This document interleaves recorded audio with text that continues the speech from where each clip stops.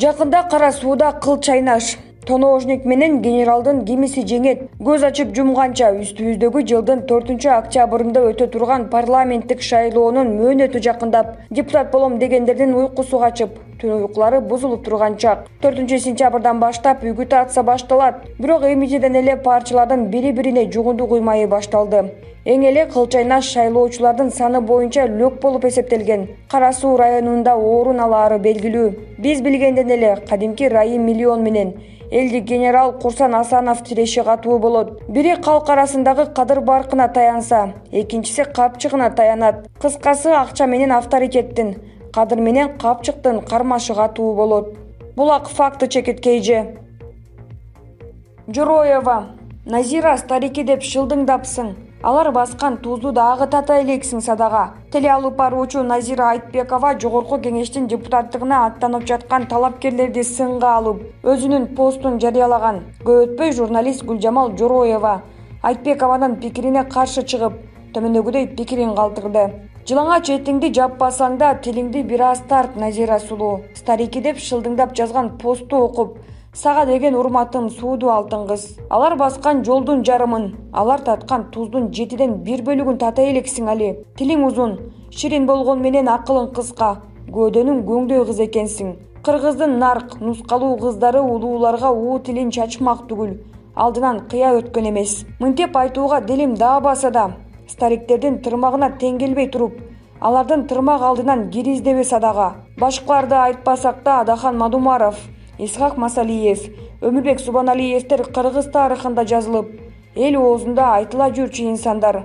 Өлкөң үчүн тиш чуку куштун учунчалык кызмат кыла элексиң сен. ФБга жарым жылаңач сүрөтүңдү жүктөгөндөн башка не иш кылдың айтчы? Өзүңдү тим эле кыргызымдын кыз сайкалы сезип алгансың го. Марста эмес, кыргыз жеринде, кыргыз элинин ичинде басып жүргөнүңдү унутпа. Андыктан кыргыз кыздарынын адемин сактай жүр шекер кыз. Эгер старики жакпаса, добушуңду өзүң каалаган партияга бере бер. Ал сенин тандооң. Башкалардын тандоосун, максаттарын шылдыңдоо, ал жеткен адепсиздик. Коомчулукка жарым жылаңа четиңди, ал өзүңдүкү.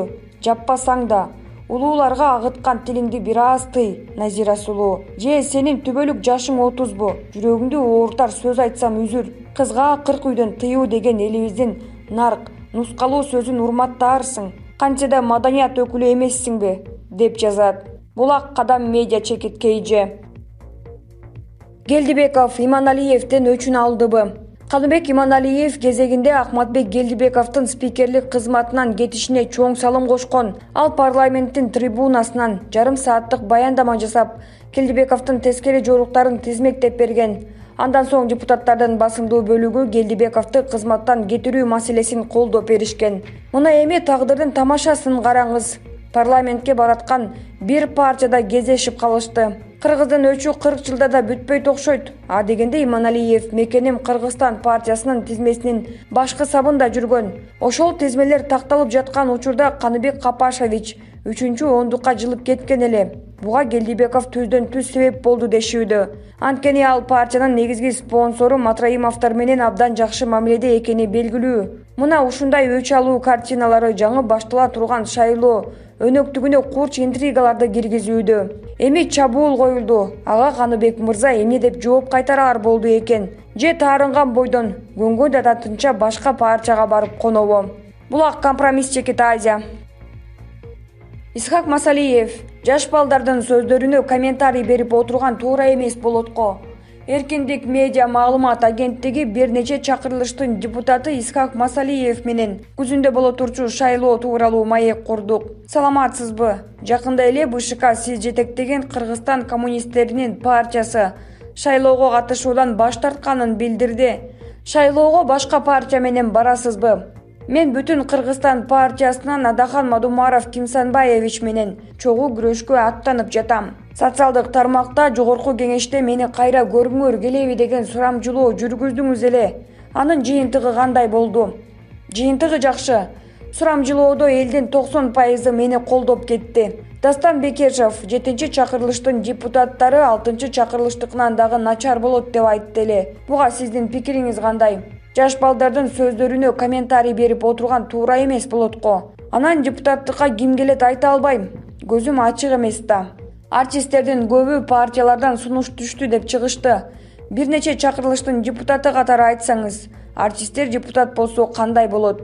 Ар бир адам депутат болгонго укугу бар. Ал эми кесипкөйлүк башка кеп. Артист же маданият кызматкери депутат болсо ошол тармакка көңүл бурушу мүмкүн.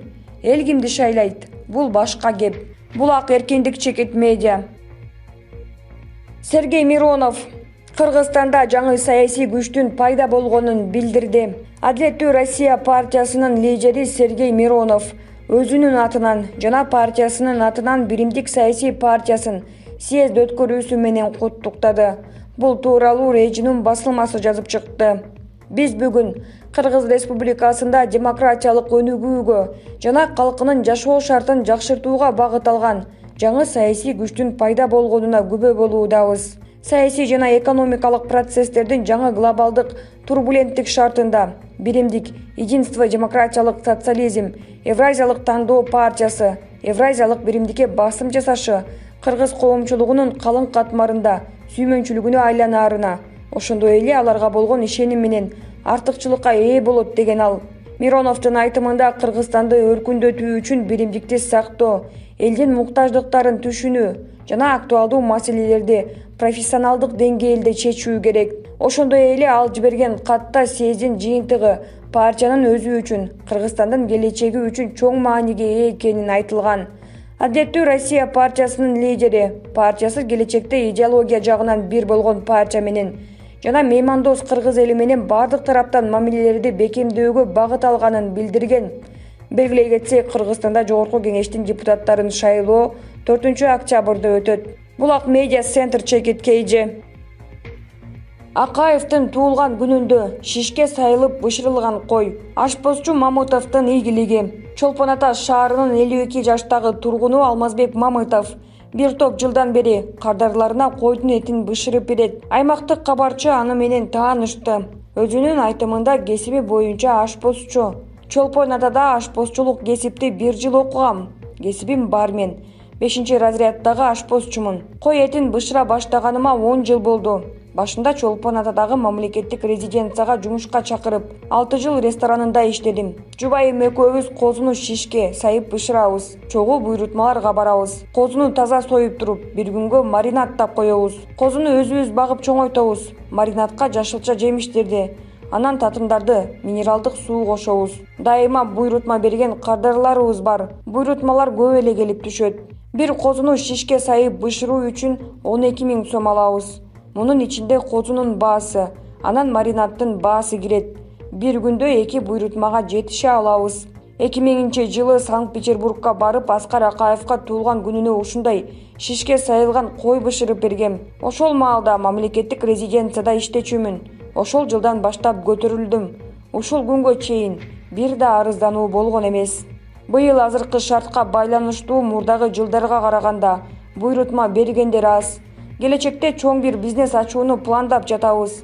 Ошондой эле фермер болууну кыялдануудабыз, деди ал. Ашпозчу үйүндө мал кармайт. 3 кыз, 1 уулдун атасы. Булак турмуш чекит KG.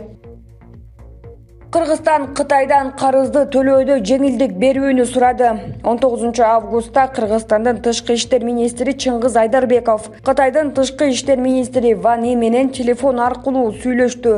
Сүйлөшүү учурунда негизги темалардын бири тышкы карыз болду. Коронавирус инфекциясынын макроэкономикалык кырдаалга тийгизген терс таасиринен улам Кыргызстандын тышкы саясий ведомствосунун башчысы өлкөнүн бюджетине карата тышкы карыздын оор жүгүн жеңилдетүү маселесинде көмөк көрсөтүү өтүнүчүн билдирди, деп айтылат ТИМдин билдирүүсүндө.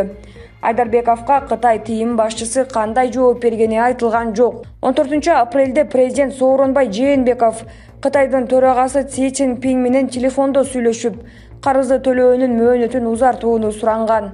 Кийинчерээк өкмөт маалымат таратып, Кыргызстан Кытай мамлекетине болгон карызынын 2020 жылдагы төлөмдөрүн токтотуп туруу боюнча макулдашканын билдирген. Кыргызстан Каржы министрлигинин маалыматына караганда 30-июнга карата өлкөнүн мамлекеттик карызы 4,7 миллиард долларды түздү. Анын 86% сыртка аласа болсо, анын жарымына жакыны Кытайга туура келет. Соңку жылдары Кытай Кыргызстандагы энергетика жана инфраструктурадагы бир катар ири долбоорлорду каржылаган. Булак медиа плов чеки